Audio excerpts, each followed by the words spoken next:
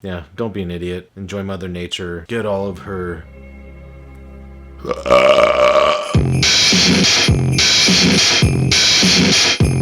Alright, time for another beer. Disco Friends! Katharina Sour with peach. 5.6% alcohol. I'm gonna say right now, I'm gonna probably hate this beer, but I might love it. The reason I might hate it is I hate sour beers.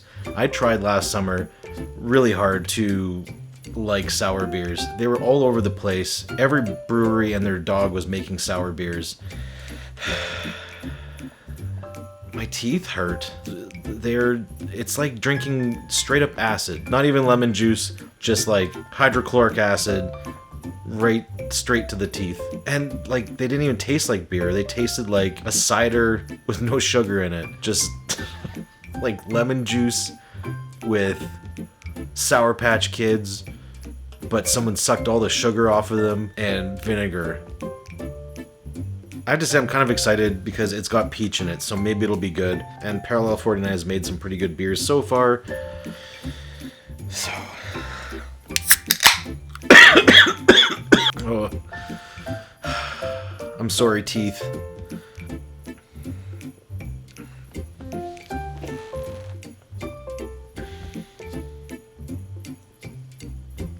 It's not even the sourness that's getting me. It is just the mothball flavor.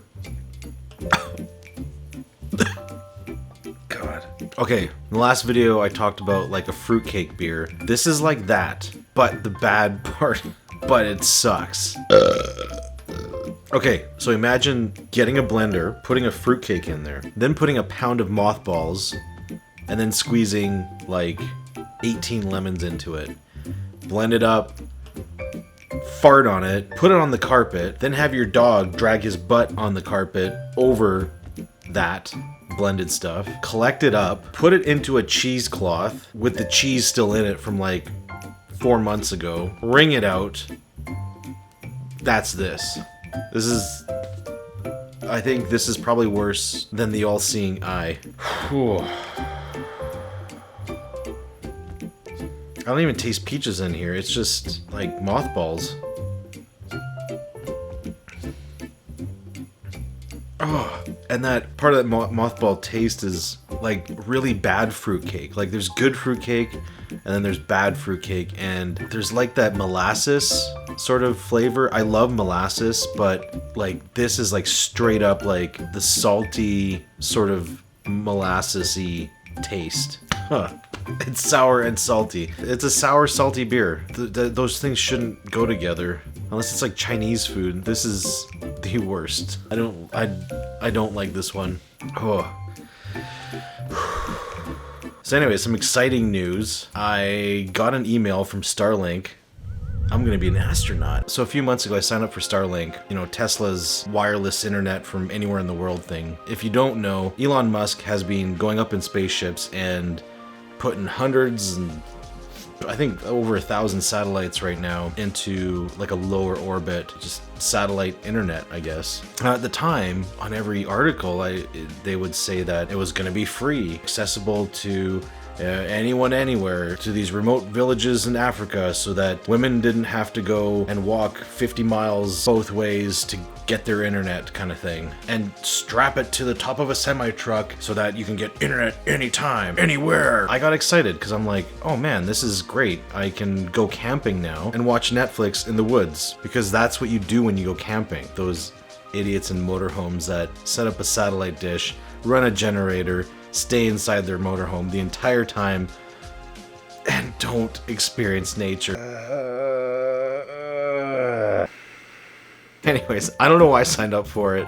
I think because it was the rumor that it was going to be free, at least for the beta, which makes sense. You know, if it's beta, you shouldn't have to pay for it because it's probably going to be garbage for, you know, a little bit or just intermittently good. And, you know, at the time I was paying a lot for internet, cable, and stuff like that. Stick it to the big telecom companies. Yeah, Elon Musk. Woo! So I get this email. This is what the email says. Starlink Better Than Nothing Beta.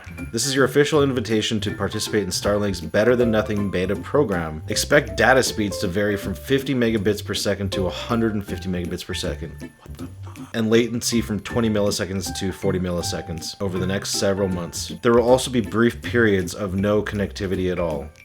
See? So, like I said, beta, probably gonna be garbage at the beginning, but still worth trying out. But now that I work at home full-time because of double plus bad flu hysteria, I need like solid internet. That was kind of discouraging, but I was like, oh, whatever, you know, like, so it goes out, I just take a break. Goes on to talk about installing satellites and ground stations and all this other stuff, software. The Starlink phased array user terminal, which is more advanced than what's in fighter jets. Plus mounting tripod and Wi-Fi router costs $649 Canadian. What the? And the monthly subscription cost, what? $129.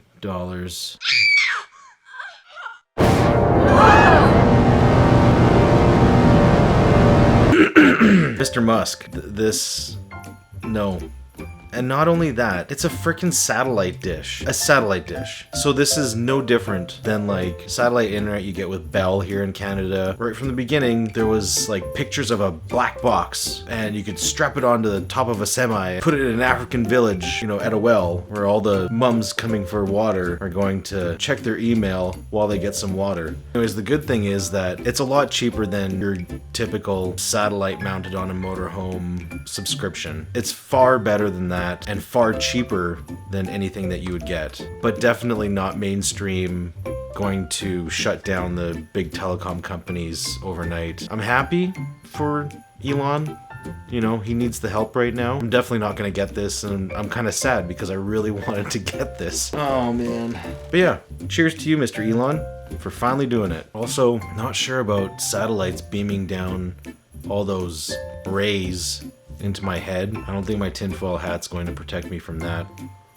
By the way things are going, all these lockdowns and arrests and fines and everything, probably won't be able to go camping anyways this summer. Probably couldn't even go to the beach. Probably can't even poop without going on an app and asking the government for permission to poop in your own toilet. Oh, this beer's slightly warmer and it's still terrible. Ugh. So what do you guys think? Would you guys buy this thing? Would you actually use it? Would this maybe motivate you to buy some property outside of a city, live life in a trailer by a river under a bridge? You probably couldn't get connection if you're living under a bridge. It's a satellite, right? But yeah, it makes me think. My retirement plan is to buy some land near some water, go fully off the grid, solar, little power generator in a creek or, you know, a tidal thing, poop in a field, fertilize the plants, then eat those plants.